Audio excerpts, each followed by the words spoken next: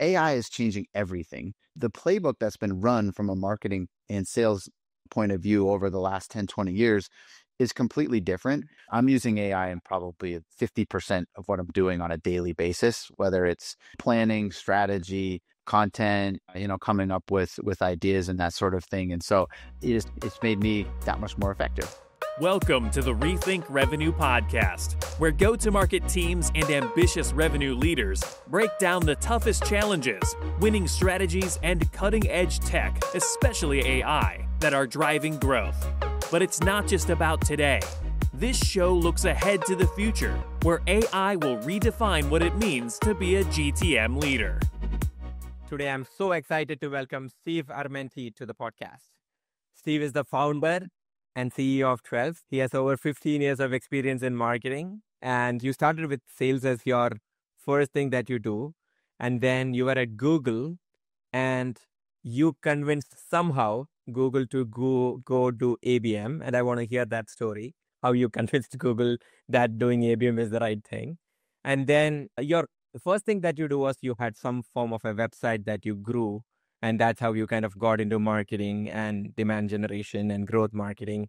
You were at Google, DigitalOcean, and now you're on your own, starting off with an agency kind of a company. Did I get that right? You nailed it. And, first off, thanks for inviting me on. I'm so excited to talk to you. And yeah, that's pretty much it in a nutshell. I always wanted to be in marketing. So in high school, I remember I took an advertising class, and, this was 20 years ago. And so they were talking about big brand billboards and TV commercials and like ad agency stuff. And I thought, oh man, that's what I want to do. I'm going to get into marketing. And then sure enough, 2008, I graduated college. There's no jobs, and ended up as an SDR, making 100 phone calls a day. And it built tough skin. It showed me, how sales works. And then from there, I still pursued that passion of marketing. And I think in that sales role, I was A/B testing emails, and I was trying to scrape information together to learn about who I was emailing and calling, which now you can do at massive scale. But, to me, that was all like market research and marketing. And so I pivoted that and started a website with my brother, and we grew it to, not a huge thing. It's like maybe 30,000 views a month, but we started playing around with advertising and social media. And then that just turned into a real marketing job. Then Google came, and then DigitalOcean, and now I'm doing my own thing. And that's been a wild journey. Sitting here and looking back and talking about these things, it will all feel natural. Sending emails at scale, having 100 calls, dials, all of these things looking back is easy. But back then when you were doing it, people were not doing it. In 2015, I remember I sent cold emails and I would get stingers back saying, how dare you email me? So you are talking about even 5 years, 7 years prior to that. So that's massive. Yeah. Oh, it's funny. I look back now, and what I was doing was creating these offers, right? I was making these phone calls, but then I figured out email in Salesforce and how to segment my accounts in Salesforce. And so I figured out that if I sent, these very direct emails I was talking to CFOs, if I'd hit them with this email that said, hey, so-and-so, my CSO, my chief sales officer is going to be in town meeting with your competitor next door. He wants to know if you're around. And I'd literally do the research and find out that these offices were 15 minutes apart. And then I would bulk schedule meetings. I'd get 10 in a row over the course of 2 days. And my sales manager at the time was like, what are you doing, Steve? This is working great. I'm like, I'm just tinkering. I'm not quite sure. People still use that. I still get emails. My CISO, my CEO is in top. Do you want to meet? And I'm like, no, I'm okay. Yeah, now you're like, who is this person? I don't know. Yeah. And so when did you get to Google? Google was about eight years ago. So before that, I spent 5 years with a content marketing startup company called Skyward. I guess they're a little bit more than a startup now, but we were advising and building content strategies for Fortune 500. So I naturally kind of niched down on B2B. I had HP, HPE, IBM. I actually had Google as a client at one point. And what was interesting was we were going in and we were building kind of SEO driven content strategies. But then every single customer said, okay, we have all this content now. What do we do with it? And then it turned into, the team I was running at the time, we were kind of demand gen, right? We're like, oh, okay, well, you should be thinking about paid media and social and organic, and how are you distributing this across prospects and customers and building newsletters. And so a lot of the stuff today that's like table stakes, 10 years ago was like, oh, you can do more than just SEO. That's interesting. And then so that took me to Google. That was how I kind of learned demand gen, and then went into Google started as an integrated campaign type of role, which was essentially, managing all of the demand functions across Google Cloud. Got it. So you were specifically helping the marketing of Google Cloud, or did you have something more than Google Cloud? It was specific, yeah. So my Google experience was honestly it was great. I love that company. I think all the people I've met there were phenomenal. And over the 7 years, I worked on Google Cloud. I worked on Google Drive Enterprise, and then Workspace. And then right before I left, I was leading demand gen for Google Chrome browser OS, and then Android Enterprise. So kind of product by product. They're so big. There's a marketing team for virtually every product except for the small ones. So we were like these full stack teams that were going out and developing the entire go-to-market strategy for that product. And how did you get ABM into Google? So what was the thought process? What was the problem you were solving? Was it for Google Cloud? Just give us the story. Yeah. This is my favorite. I tell people, it's like, oh, this is my claim to fame, kind of. But it actually was with Chrome. So Chrome Enterprise business is built on the operating system and then the browser. The browser is very well known, right? Billions of users. We're probably both in Chrome right now. But when I started there, it was predominantly a brand-led marketing motion. So lots and lots of display ads and event sponsorships and those types of executions. But as that market changed and Google as a whole saw more of an opportunity to put those devices and that software in the hands of enterprises as they're ramping up Workspace and Cloud, right? There was more importance on building demand. So when I started there, I was a team of one, trying to figure out like basically lead gen. We were producing leads, scoring, qualifying, sending them to a sales team. And over the course of 2-3 years, that evolved into ABM. But the moment, the tipping point, as Malcolm Gladwell would say, is a meeting I had with the GM of Chrome, the VP of sales, the VP of finance, and then marketing leadership. And I basically went in and built this whole business case around the fact that lead gen, as in its current state, was just highly ineffective. We were spending tons of money top of funnel, and we we're not seeing the return down funnel. And then I introduced this concept of like, what if we re-architected the entire sales and marketing motion towards this account-based approach? And at the time, I didn't even really call it ABM, but that's what it was, right? And it was everything from the data to the operational model to the tactics, the channels, the planning, the forecasting. Everyone was kind of centralized on this one approach. And ultimately, what it did was bring sales and marketing super close together. Like right after that, there wasn't 24 hours that went by that I wasn't talking to the SDR manager or AEs or, sales pod leaders and stuff. It kind of made us one team, which in a big enterprise is really tough because we all had different VPs and, right? And so that to me was like, man, this has value in itself. And then we saw the return in the performance later on. Oh, perfect. So that was for the enterprise version of Chrome, and then you were there executing that.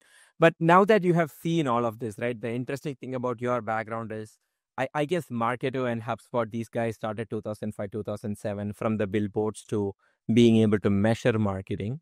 And from there, seen all the way to 2025, where, I don't know if anybody is sure what is working today, but being a revenue leader and helping a bunch of companies, what is keeping you at night?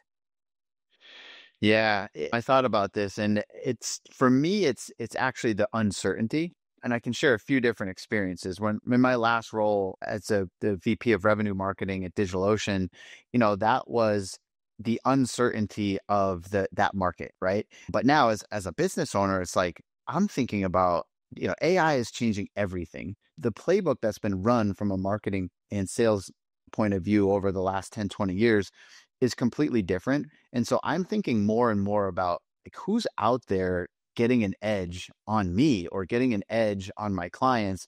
What new technology are they using or testing or trying that's giving them that leg up? And it's kind of an anxious state to be in, right? Because I think you go from, hey, I know what I'm doing. I'm very confident in what I'm doing. I've driven results. This is great. Now you throw that playbook out the window and it's like everything is changing. Everything is so different. So as a lifelong marketer, I think that's putting some pressure on marketers. And a lot of the folks I talk to obviously have some kind of problem that they're trying to fix.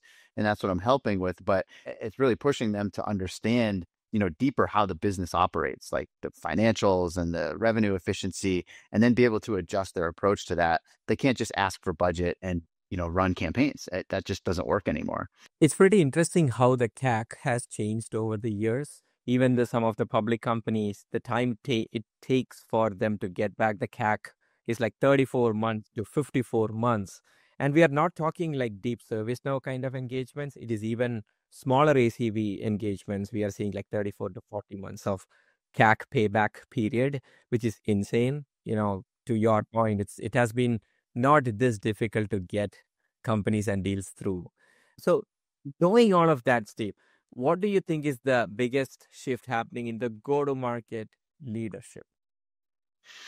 Yeah, I love this question. So here's my hot take on this. So you think about, what go-to-market leadership is, right? It's the CFO, it's the CRO, it's the CEO, and maybe a CMO or maybe a chief customer officer, right? Those could be edge cases.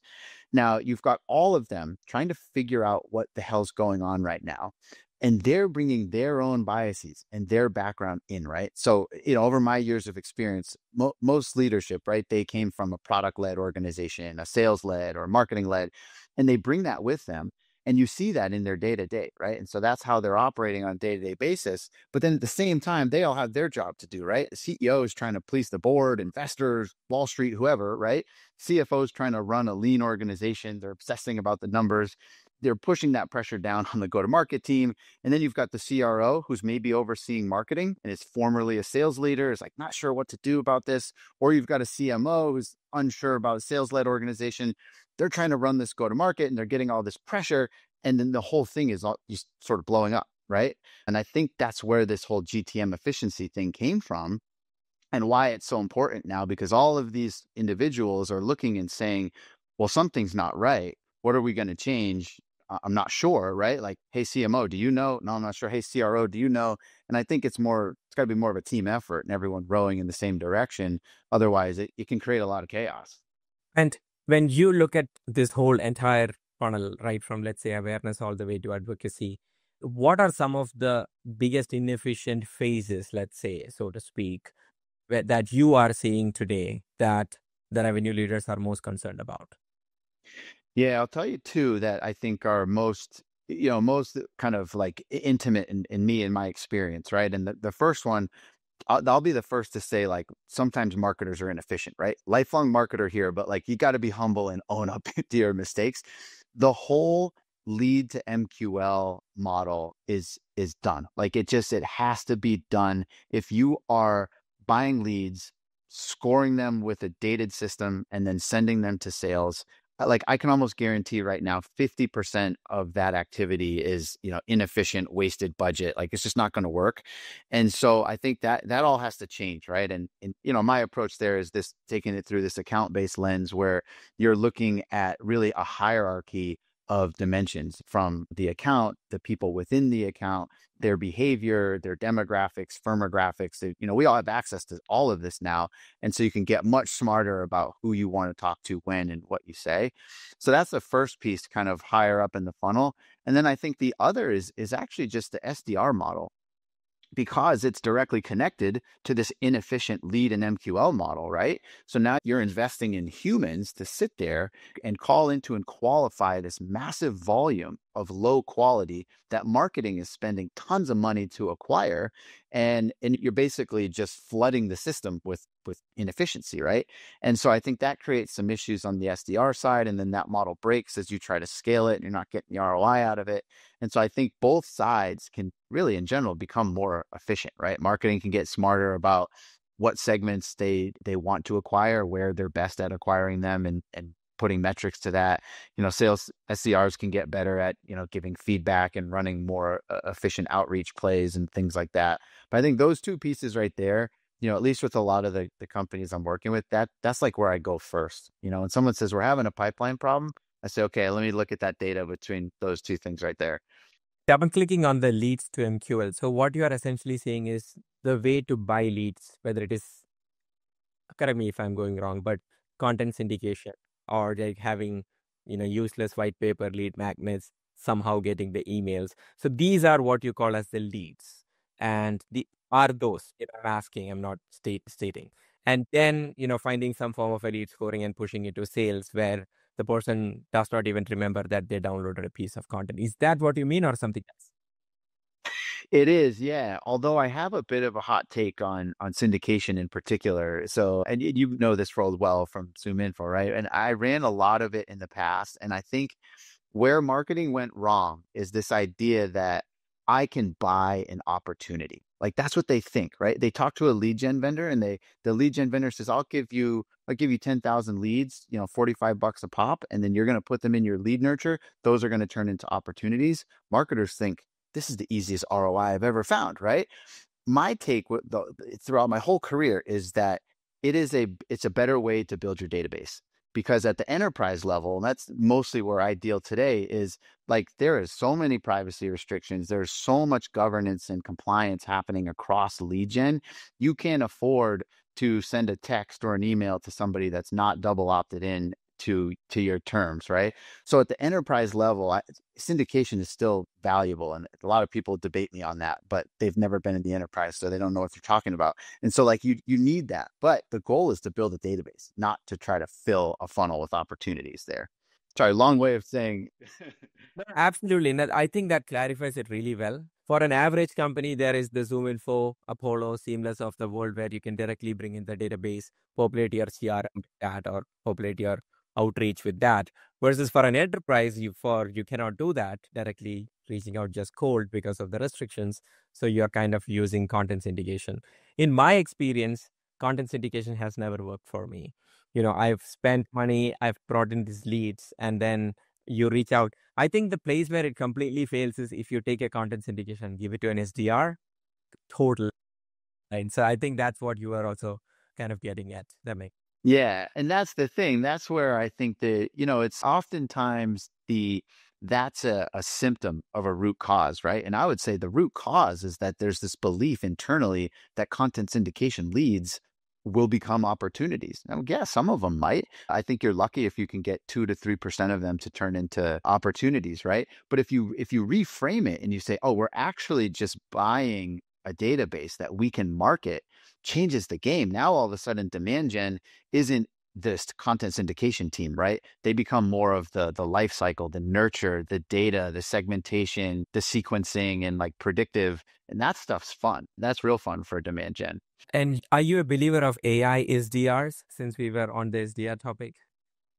You know what? I think I'll say yes, use case by use case, right? I think that just deploying an AI SDR to just straight up replace a human isn't a great idea. But if you've got a specific use case where, I'll give you an example. Let's say you're a product-led growth company and you've got a lot of volume coming in through the PLG model, and then you don't know a ton about them from like a human interaction standpoint. You don't have an SDR that can call into them within the first 7 days and see if they're adding value. I think an AI SDR can work there, right? Because you can send a message out that's related to some product behavior that they've shown, and then you can kind of personalize that a little bit, try to get something back from them. And really the goal of that AI SDR is information gathering, and then then pass it to an AE and someone who can actually talk technical and get them in there using more of the product. Understood. So more of an inbound kind of a use case, whether they have either a form submitted or they are a PQL or just getting to be a product qualified lead. That makes sense. And in your vantage point, what are the other AI pieces in go-to-market in 2025 that you think is helping, will help, you are bullish about? Yeah. There's a couple areas. I think the first is some of the companies that are doing basically like predictive modeling as a service. So you can feed in enough of your CRM and prospect data to then build more predictive models than some of the traditional stuff that's out there. And typical marketing, let's call it a lead scoring model, is going to be based on demographics and then some event or something they did. Maybe a little bit more advanced than that, it's going to be behavioral and it'll be some combination of events they did, right? But all of that's very static, right? You set the rules and then you wait for stuff to come in and meet those rules and then route it. Whereas these other tools like Mad Kudu, Forward was one I was looking at, they're actually out there saying your lead scoring model is fluid, right? You're going to feed it enough data. We're going to learn from those patterns to create the initial scoring, but then it's going to evolve as we go and it's going to learn who your best customers are. And then we're going to send those to sales. That's super powerful to me because of that problem we were just talking about, right? Marketing's out there buying all these leads, scoring them with this dated model, sending them over the fence to SDRs. SDRs are pissed. They're like, none of these are quality. Whereas, you've got AI working that process for you is exciting.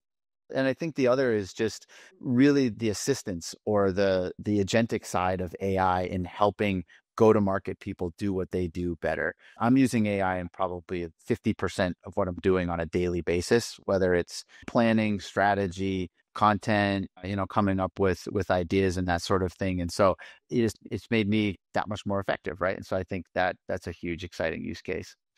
Awesome. Sam, the CEO of Mad Kudu, is a good friend. Sam and I had like a coffee a week back here in the Bay Area. So yeah, he was talking about all the new things that they are adding. I mean, Mad Kudu has been one of the pioneers of, not pioneers, but they have been around in the new gen lead scoring for a really long time, right? So it's pretty excited to hear his story and also, the rest of what he is building. Yeah, that's cool. That's cool. Tell them I'm a fan. I think to like bring that full circle too, right? I am sort of doubling down on account based as a go-to-market strategy, right? And I look at what's happening with a lot of these AI tools, which I think have been primarily marketed towards sales leaders, and it's kind of the sales side of go-to-market. And I'm looking at all of them, I'm saying, these are phenomenal for account base. Like I can build lists super fast now for super cheap. I can get as much data as I want about those lists. We can build tons of segments, which then allows us to personalize like crazy, and all of the distribution platforms through, email, and you can orchestrate now across like kind of multi-channel, multi-sequencing type, like multi-threading type stuff. You can automate a lot of that now, which is just super exciting because the old way of doing that was really manual, like people led. You need a Marketo admin, you need a Salesforce admin, then you need a content writer. You need a team of 5 just to be able to do that. And you mentioned about giving all this data to these tools so that the tools can do their magic. But that is assuming that the data is in a good enough shape. I have never spoken with a CRO or a RevOps person who said my Salesforce data is good. How do you think about the underlying data layer for go-to-market? Yeah, I am so glad you asked. I think I'm a data nerd at heart. I love learning more about this, right? And so I think the beginning is like, well, what happened? Like, how did we get here? And I was thinking about this analogy of, particularly in large companies, that it's a mess, right? It's all siloed, it's all over the place. And I thought back to, well, there was one point in the journey of this company where they could have been data forward. They could have been thinking a few steps ahead about what the data infrastructure was going to look like, but they didn't. And so the analogy I was thinking about was like, imagine you're building a house, right? And imagine if you did it one room at a time. So you hired a framer who came in, built the walls of your bathroom, and then the drywall, and then the plumber came in, then the electrician came in, and then the painter, and you finished the bathroom. Then you started building the kitchen right next to it. You're going to have all kinds of problems, right? It's like, it's not connected. The plumbing's not working. Like, what's going on? And I think that's really how companies get built, right? It's like they start with one thing. Okay, we're going to be sales led. Maybe you've got the CEO and a salesperson, or a CEO and a product person, and then they're building from there, and they kind of get one piece right, and they go on and they build the next piece. And so the end result is just this siloed situation where all of your data is not clean, it's not organized well, there's no hierarchy, there's no broad definitions and alignment across the company. And then on top of that, you've got each department trying to fix it, right? And each one's bringing in their own tool, which creates more data, which doesn't talk to the other tools that are creating more data. And then, if you're lucky and you're at a really big company, you've got a central data team, but all they're really doing is just trying to clean up the mess on a daily basis and field, ad hoc requests from people. So I think if anything, I'd have this wish of like, hey, founders, when you're out there building a company, like someday you're going to need this. Like, think about it now. All right. It might be 5 years down the road, but it will eventually become the thorniest part of the business. And like, you might as well tackle it now. Let's imagine a 1,000-employee company or a 2,000-employee company. So it's not really an enterprise. It's in the mid-market zone. If they have to start changing their data layer for the better right now, what are some of the, let's say, the lower hanging fruits that are going to give them a lot of lift? What are some of one to three things that you would do? Yeah, being, kind of this is more around go to market. I'd start with the data from the CRM and from any marketing systems, right? That's going to give you the best view into who your customers are, how they engage, what they engage with, and then a sense of what your buying cycle is like, right? And so if you can focus in on that data there, it'll enable your go to market team better. And there's a lot of ways you can get into this, but I think my sort of quick hit process would be you start with mapping out the entire customer journey that you think is right at the time, right? So that's your sort of typical, your bow tie or, awareness to expansion, whatever it is. And then you're going to plot every single stage, every single step in that journey. And then you're going to go and look at the available data for each of those steps. And you're going to map all that together. And then you can start to play with that and say, okay, well, what is the efficiency of our go-to-market to move someone from step 1 to step 2 or 3 to 4, right? And you can follow that all the way through. You get this big matrix of conversion rates. Then the next step would be, okay, let's join in the financial data from the company. So now we can get smarter about pipeline creation and velocity and revenue density across each of those stages, and then apply that down to a more granular level, like marketing channels and sales tactics and that sort of thing. So ultimately, as a result of that, you've got really a dashboard or a blueprint of how go-to-market makes money, how effective they are at it, who does what stages are present in the process. And then, then you should be able to go from there, right? You should be able to have some clear insights. Got it. In this fast-moving world, you have to also update yourself. Do you read books? Are there good books that you recommend? Podcasts, YouTube channels? What do you do? Yeah. So actually the last book, I do like podcasts. I listen to all of the B2B stuff to try to learn, but for books, I try to save it for like deeper thinking. So I'll tell you one I just read. It's called 4,000 Weeks by Oliver Burkeman. Have you heard of it? No. So it's interesting. So he's a lifelong, what does he call himself? He's a productivity addict. He's addicted to productivity. And then he had this revolution and said this whole thing is wrong, right? And so he argues that if you can make it to the age of 80 years old, you've got 4,000 weeks to live. And his question is like, well, what are you going to do with it? And so, he applies it to like business and leadership and stuff. And I think it's relevant today because everywhere you look, there's a distraction, right? Like, the website, there's an AI for that. I mean, there's like 2,000, right? If not more. And so like every day you log into LinkedIn or your email and you're getting distracted by stuff. And I think those that will do well over the next years and kind of like through this phase are the ones that are going to get really, really clear on what matters most and like what is most relevant to do today that's going to set me up for a year or two from now. And so it is a really interesting book. It kind of makes you pause and think for a second. It's like, how much time have I wasted on stuff that doesn't matter? I'm sure it's a lot for most of us. And if listeners want to learn more about you or contact you, what are the ways?